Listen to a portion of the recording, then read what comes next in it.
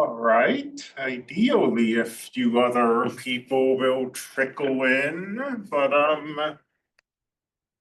let's continue. So I was abbreviating volume, but since I was asked about it, let's talk a little about the idea that you can take the area trapped between two curves and you can rotate that around a line and you'll get the kind of weird tire shape. And you can ask about the volume of that tire. And we can discuss the basic idea behind this quite quickly because it uses material we already saw yesterday. So let's say we have a region between two curves. I'll copy the example of in my notebook, although the integral this gets us is going to be quite nasty, and I don't think we'll entirely finish the problem. But let's say y equals x minus 2 squared plus 1.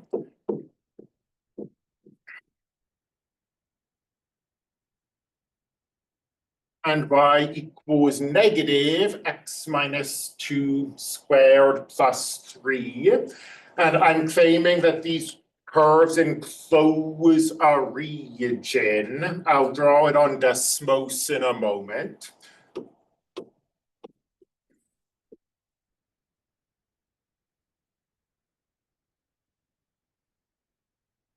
But we'll rotate this around the x-axis and get a kind of higher or inner tube type shape. And let me see, give me a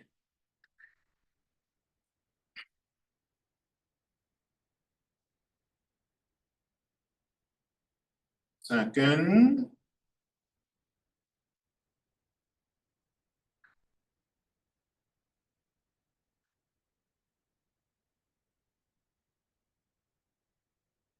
So we've got x minus 2 squared plus 1, and we've got negative x minus 2 squared plus 3.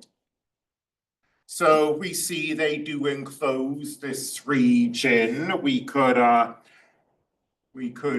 let me see, this is the lower bound.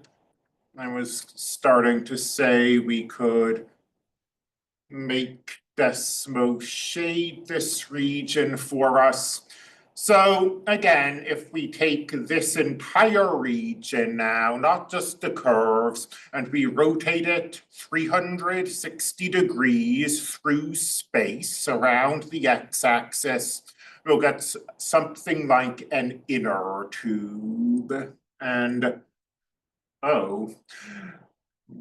a lab-grown problem, you can tell, because we start and end at nice points. This region begins at x equals 1, and it ends at x equals 3. We'll want that, but not right now.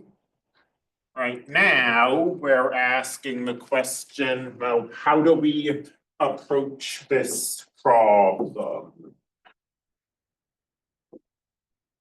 We've got this region that has one curve as an upper bound and the other curve as a lower bound. And we are taking the entire thing and we're rotating it and we're going to get a circle. And I said that this just uses material from yesterday, that it's not really doing anything fundamentally new, like there's no new formula to be memorized. So the idea is that this rotation, now, I'm not even going to bother trying to draw this in three-dimensional space, but this rotation is giving us a donut, and we want the volume of this donut. And I'll start by asking, well, what if we didn't have that lower curve? What if we just had the upper curve? And we were taking the area below the curve, and we were rotating this around the x-axis. And the answer is that instead of the donut, we'd get this entire thing. We'd get the donut, and we'd also get the hole. Conversely, suppose we erased the upper bound, and we took this curve and we rotated it around the x-axis. Well, the answer is we would not get the donut at all. We'd only get the hole. So we can find a way to get the entire volume. We can get this entire volume, and this entire volume's too big because it contains this hole here that we don't want, but we know how to find the volume of the hole. So we can find the bigger volume and then subtract out the volume that we don't want. So the ordinary way of phrasing this, if we've got an upper curve and a lower curve, and then we've got an axis, we'll call this distance lowercase r of x, and we'll call this distance uppercase r of x. And we find the volume we get.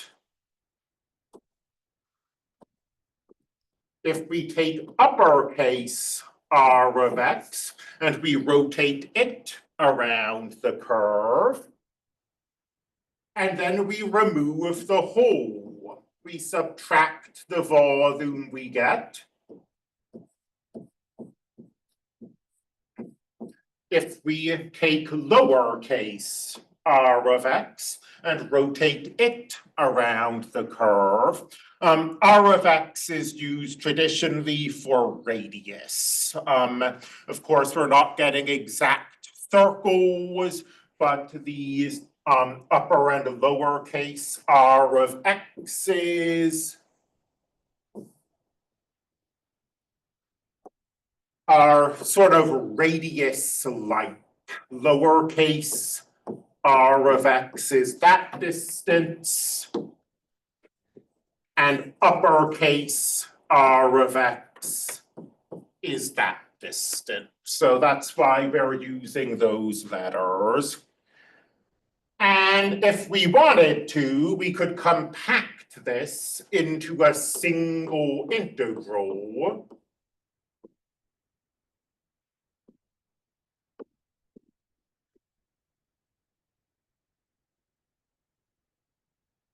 Although And this is what you always see in the textbooks. In practice, in most real world situations, I wouldn't expect that to be a very good idea because they're probably going to have to use different integration techniques for each of the two integrals. Or like if you need U substitution for this, and you need U substitution for this, but the U's are different. It's not convenient to have it as one integral. So textbooks like to be compact, but in practice, this is probably the more useful way of thinking about it.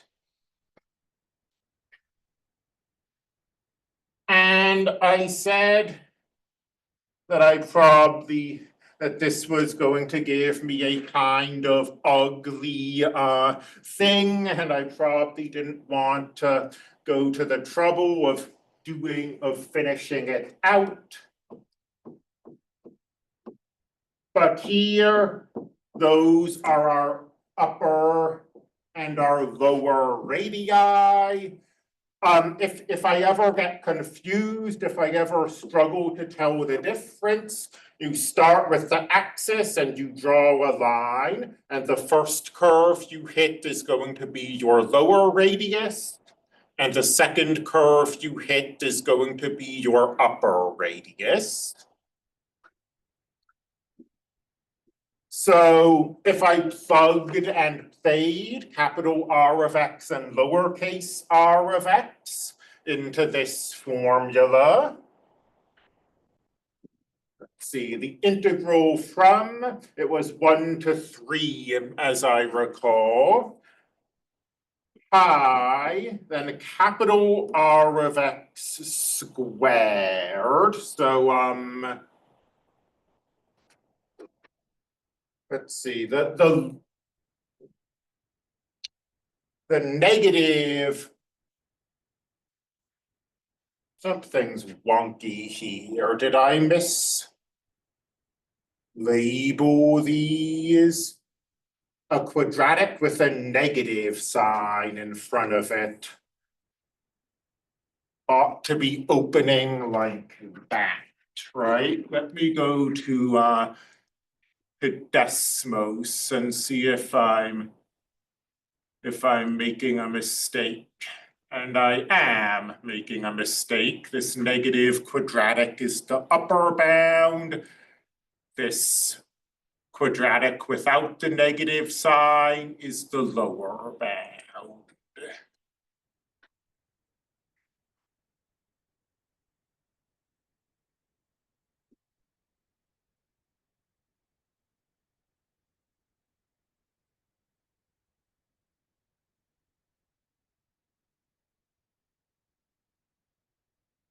About that, it's I always have to be careful because my intuition says, well, if you have a negative sign, that's making it small, so it should be the lower bound, but that intuition is not correct here. This is the upper bound, and this is the lower bound.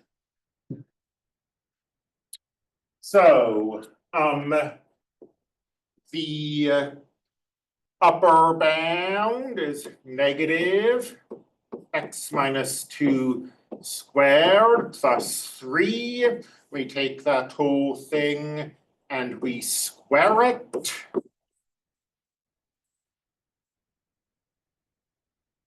And the lower bound is x minus 2 squared plus 1 squared. And we are squaring it. And hypothetically, there's nothing challenging about this, in the sense that if we first FOIL this out, and then we FOIL out the FOIL, so we expand this entire thing, and then we expand this entire thing, we just have a polynomial in both cases. So bump the powers up, divide by them. We can take these integrals without using any specialized techniques.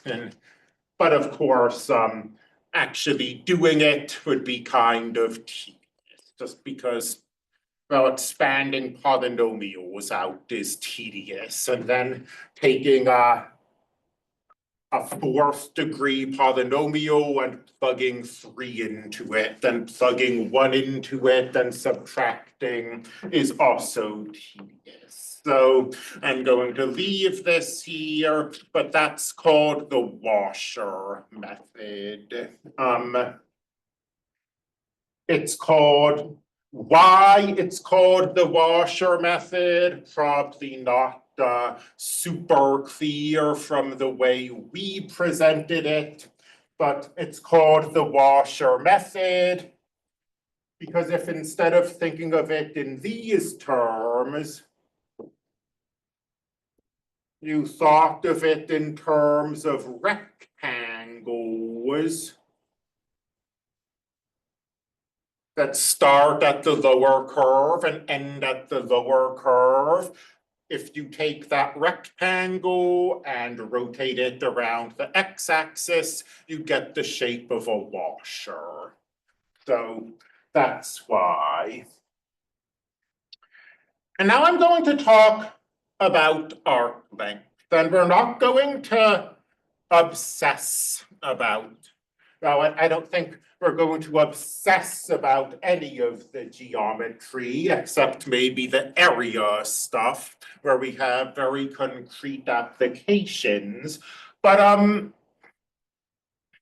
arc length, I mean, of the geometric stuff, arc length is the one that gets used other than area. I mean, it's pretty, I should kick this habit of saying things are obvious, but intuitively, like you're driving along a curve, you're driving along a road, you want to know how far you are from your destination. The road twists and turns. What do you want? Well, it's useless to just calculate the distance like that because you don't want to go off the road. What you want is the length of the road. And if you think of the length of the road as a curve, well, you want the arc length. So compared to, volumes of solids of revolution, it's probably pretty intuitive why we would want this. The arc length formula is an absolute mess to try to derive, but it's not totally without interest, I think. And in particular, let me see, let me make sure I can actually do this. Yeah, okay. In particular, it's an example of how the mean value theorem can show up in the wild. The mean value theorem, which you might or might not remember, says that if we have a continuous and differential curve,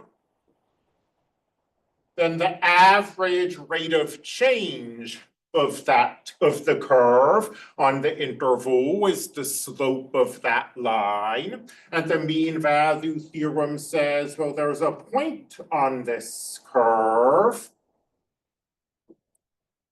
such that the tangent line is parallel to the secant line. In other words, there's a point on the curve such that the derivative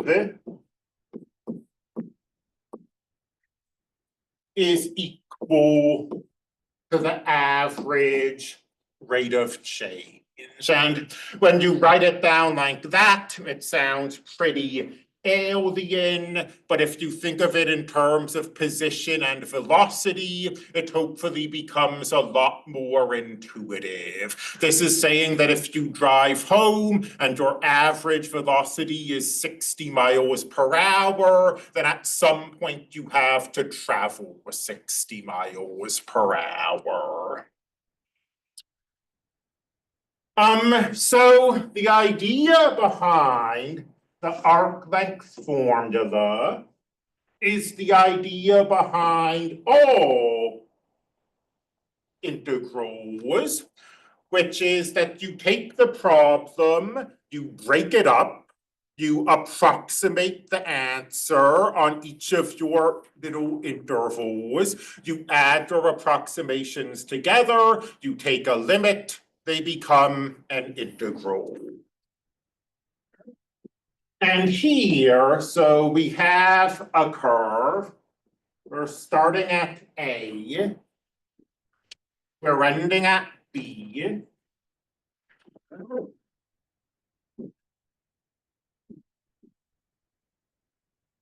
So let's say we break that interval up and we want to know what's the arc length on one of these intervals. What's the arc length from here to here? And well, we don't know. I mean, if we could just answer the question, there wouldn't be any need for integral calculus.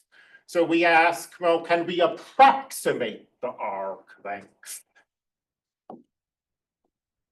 And we say, well, the arc length is pretty similar to the length of a straight line segment. And this arc length here is pretty similar to the length of a straight line segment. And so on. If we draw all of these straight line segments, we're not totally on the curve. You can see the original curve, if well, assuming you're not colorblind at least. That's not, sorry. You might be able to see the original curve peek through under. They're clearly not the same thing, but that they're clearly similar. I mean, if you look at them. So that's the idea. And the good news is that we can find the lengths of line segments. If we say that, this point here is x sub I, y sub I, and this point here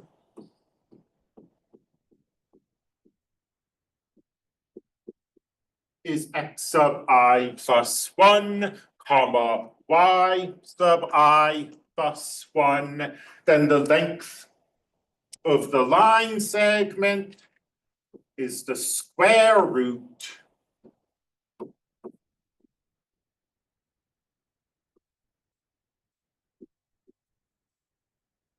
of the difference in the x coordinate squared plus the difference in the y coordinate squared. So that's the length of one of the line segments. And you say, okay, well, to find, to approximate the length of the curve, we need to add those up. And then you might think the next thing we're going to do is that we're going to take a limit, and this is going to turn into an integral, and all will be well. But that's not what's going to happen. And the reason that's not what's going to happen is that this is not the Riemann sum.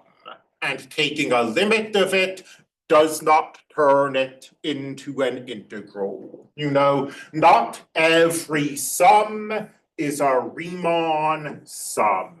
A Riemann sum looks very specifically like a function evaluated at a point times the length of one of the intervals we're looking at. And a Riemann sum will turn into an integral when you take a limit. This doesn't turn into an integral when you take the limit.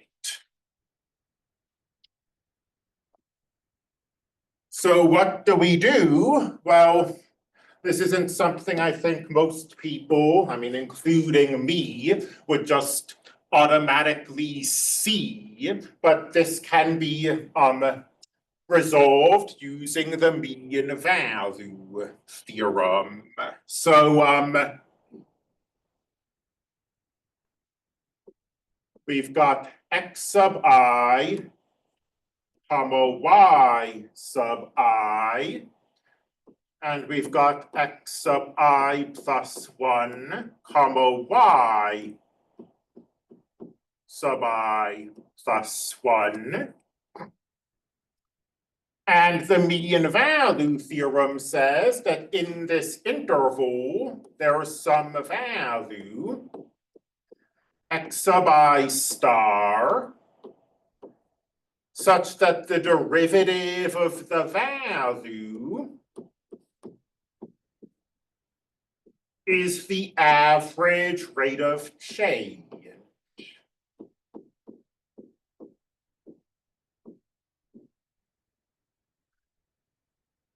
And what we're going to be doing here, we can clear the denominator of this fraction.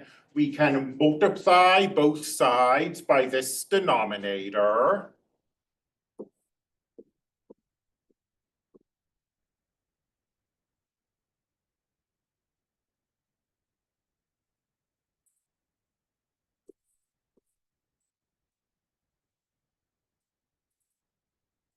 None of this is very nice. We can perhaps make it nicer if we remember that this x sub I plus 1 minus x sub I is the length of one of those little intervals, and we're calling that delta x. So this square root, I mean, I'm not claiming it's not messy, but what we have on the left, that difference squared, we can rewrite as delta x squared.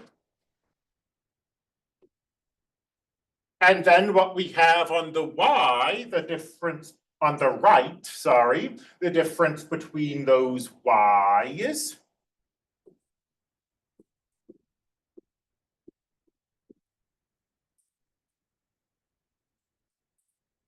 Well, y sub I plus 1 minus y sub I, the expression that we see inside the square root, is equal to that. So we'll go over here and we'll take note that we're squaring this. So we're going to have the derivative squared, and we're going to have the delta x squared. And what are we going to do next? How can we simplify this further? Can you combine the delta x's? Yes, that's exactly right. So this is what a Riemann sum looks like.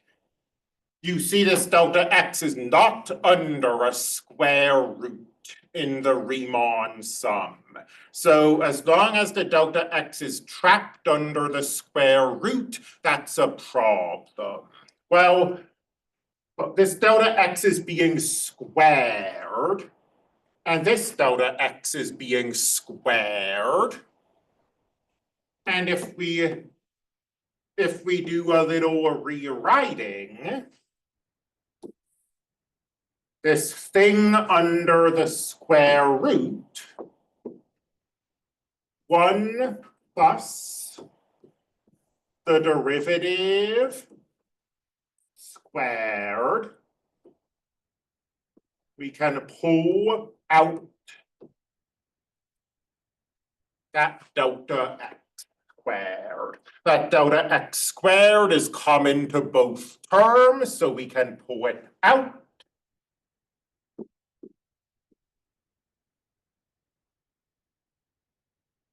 And then the square root of a product is the product of the square roots.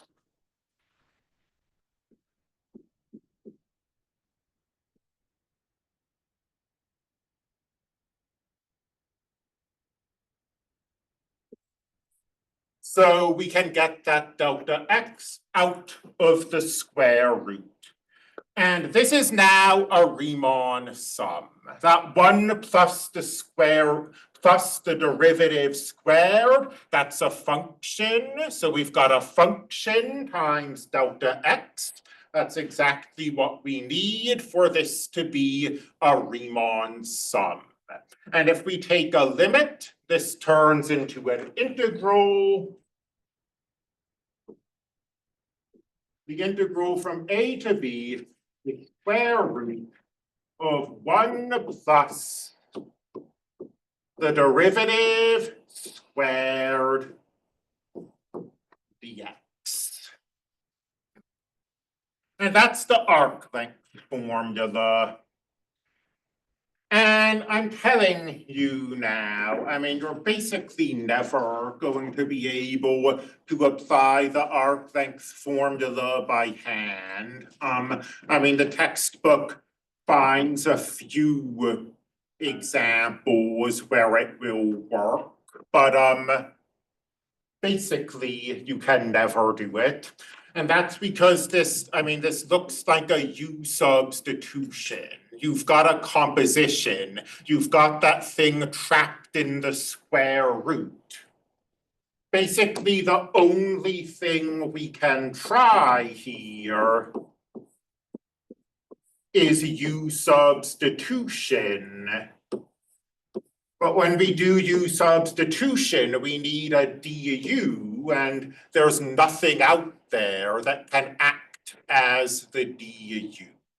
So we're going to learn in this class what to do in situations like this. I mean, that there are techniques, numerical techniques that we can use to approximate integrals. And of course, they're run on computers, but the techniques that the computers run are techniques that we can teach you. It's not like some super complicated algorithm. So we will learn how to numerically approximate integrals that we can't take by hand. We'll do that a little later, I think towards the end of the first 8 weeks. For now, well, I sort of anticipated that this would be a brief lecture, and it was. Well, that happens sometimes. I will see you all on Monday.